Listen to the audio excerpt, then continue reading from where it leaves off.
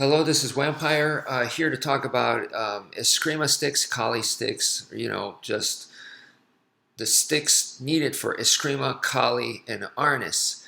Now, if you are just jumping into it and you're like, I want to start this kind of training, where do I get the sticks? You know, Obviously Amazon and eBay, that's probably the easiest place to get it is online, and you're going to see stuff that is like, typical length is 28 inches. There's others that are 26 inches.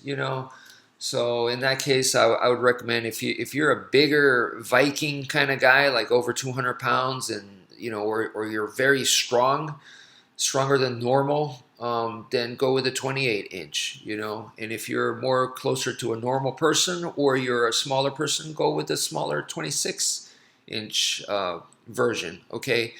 But 26, 28, not a mega huge difference at that point. And those are going to typically range from $10 a piece, $10 a stick, to maybe $20 a stick. A really fancy one is going to be like $30 a stick. Okay, and of course, they got, those are typically made of burnt rattan. Rattan is the name of the wood that is used. It's very common. Okay, and in the Philippines, I've been reminded many times by Filipinos that they have a type of wood called bahi. Even better. And this is very, very hard wood. I believe we call it ironwood over here. And that is like, is used for combat and stuff. So you got stuff like that too. And then you'll see stuff, sticks that are not made from wood. Maybe it's like some type of polymer, and so you have it like from cold steel. And I just saw another one from, I forgot where, but it looked good. It looked really, really good, and it was another one of those plastic looking sticks. From SazaboInc.com. They had one that was also, it looks nice. Okay, it looks very, very durable, and not made from wood. So you got stuff like that, but now you're going into like $30, $40 a stick, or even more. Okay, now my personal, what I recommend to students is, a lot of times you got to think about like, what is the purpose, and also for me, first thing I want to say is, like, when you go buy sticks, you're like browsing and looking for them.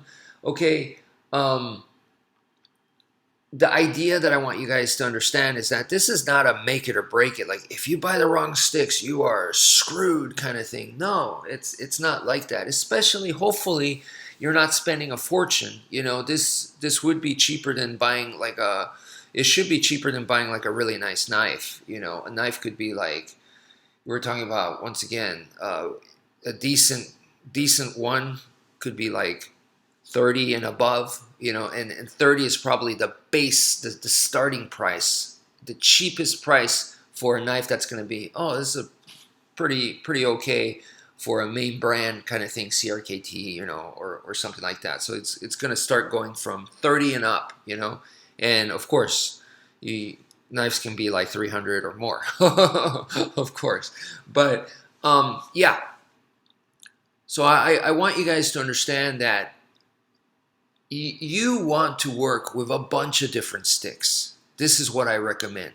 So I don't want you to stick with just one pair and go, this is my favorite. They're perfectly symmetrical and balanced, and each stick is exactly alike. So in my left hand and the right hand, it feels totally the same. I'm not here to look for the perfect stick. You know what I mean? Because the way that this was taught to me is that this is a self-defense art. And we were taught that pretty much any one-handed weapon we're going to be able to use. So just about anything you could wield with one hand, we could pretty much turn it into a weapon. So this means if I'm using an antenna, a branch, even a freaking coat hanger, a cup, a baseball bat, whatever, I'm going to be able to use it, and I will use it. If that is the only thing available, I'm going to use it. Therefore, I need to be adaptable. And the only way I'm going to become adaptable is if I'm constantly switching sticks. Okay, so if I'm always used to these perfect sticks and they feel good in my hands and these are always my to-go-to sticks and I'm always using this, then I believe you're kind of setting yourself up there, because when you do go to an improvised weapon, you're going to be like, oh, it doesn't feel right. It doesn't feel as good, because you spoiled yourself, you know, because you're always using the perfect sticks. So I recommend constantly switching sticks. And I have a whole bunch of sticks, different lengths, sizes, weight, different feel, different materials. So I switch it up.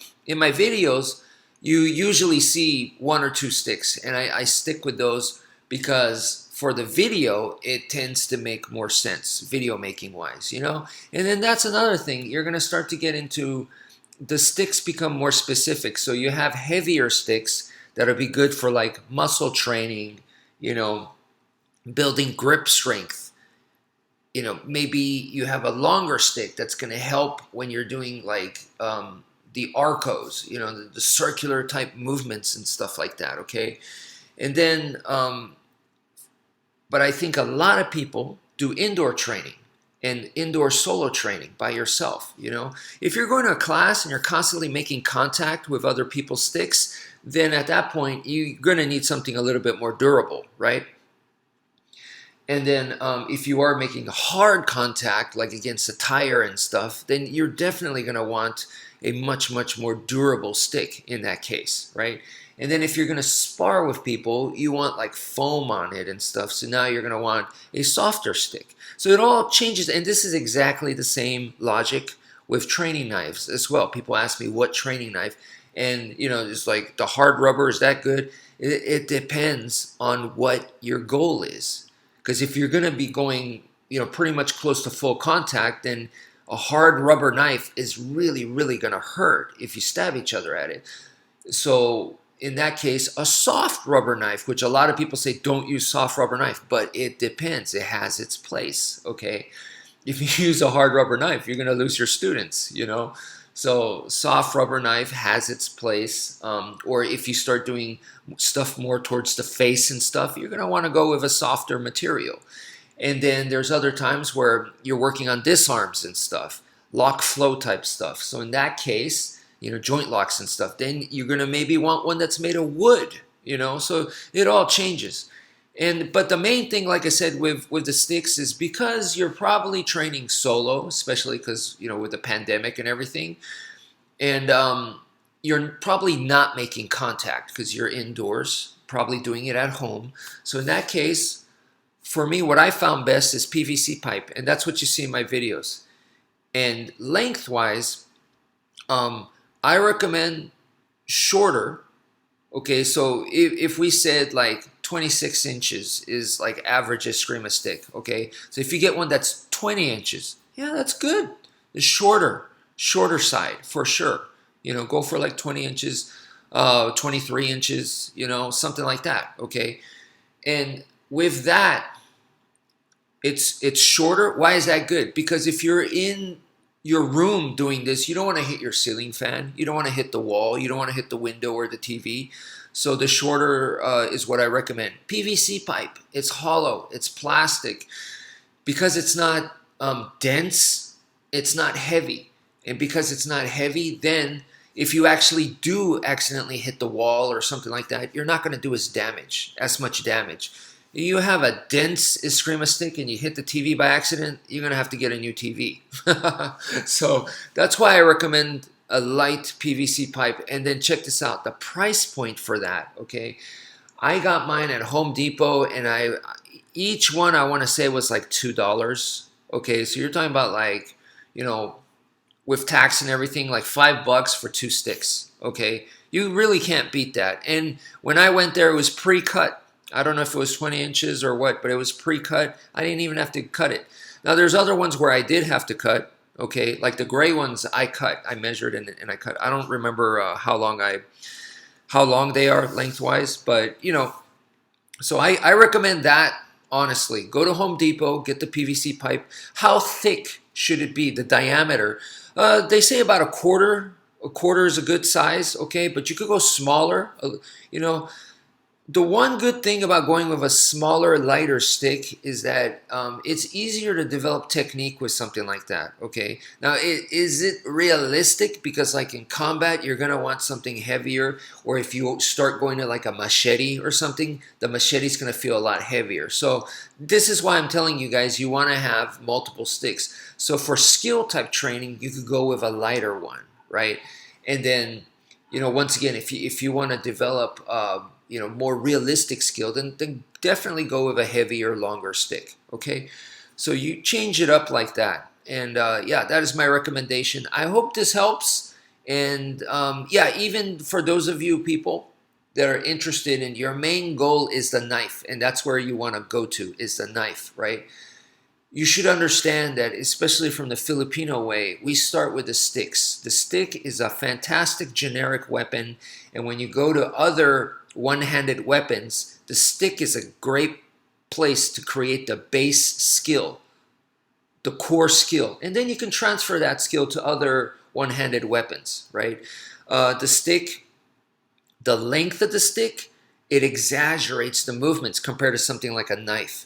And that's why it's easier for you to learn. It's like looking at the technique with a magnifying glass. And that's why we go with the sticks.